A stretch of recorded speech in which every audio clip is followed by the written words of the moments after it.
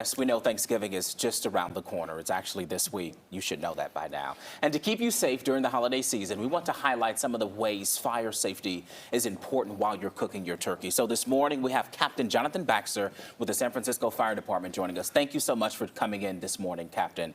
We want to jump right into it. Let's stick with the basics. What is the first step if anything catches fire?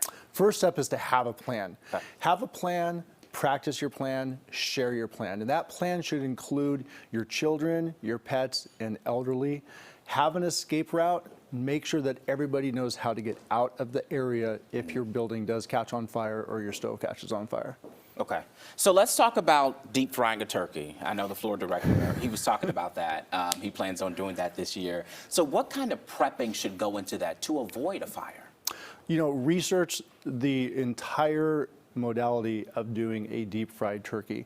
We actually recommend to have a professional deep fry your turkey for you and pick it up. There's so many options out there that you can have it pre-made and delivered or picked up because there's so many hazards that go around deep fried turkeys. We have thousands of fires in our nation on Thanksgiving related to deep fried turkeys.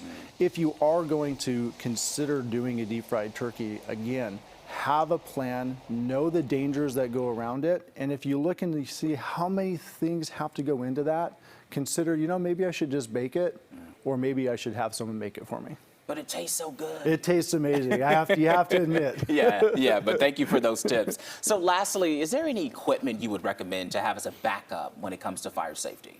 Absolutely. So again, with having a plan, that's the first step, making sure that everybody shares it and everybody knows the plan. But you should also have at least a 2A10BC fire extinguisher. That sounds like, what is a 2A10BC? But if you go to a local hardware store, they're going to be able to help you find that extinguisher for your home.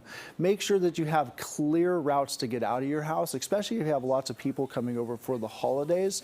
So that's a little bit of house cleaning, spring cleaning in Thanksgiving time to make sure that there's not going to be any hazards and that if there is a fire, you can get out. And make sure everybody knows how to call for emergency services. In San Francisco and most areas in California, it's 911. All right, Captain Baxter, thank you so much for your tips this morning. I'm sure it'll go a long way. A lot of us will be cooking. So thank you so much for your time. Thanks for having me. Amanda.